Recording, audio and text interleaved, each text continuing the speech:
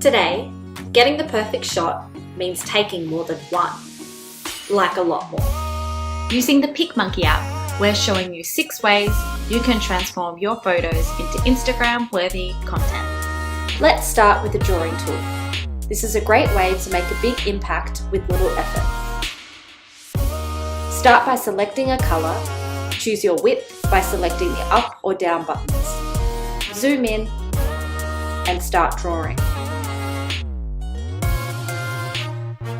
Think outside the box and add some fun to your image with the PicMonkey graphics.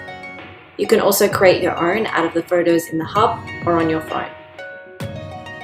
Using the brush tool, you can bring out the beauty in every image. Let's make these flowers pop.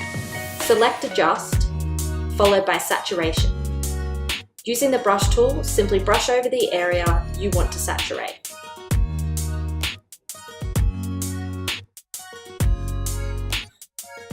Finish up by going to Effects and choose the best option suited for your image.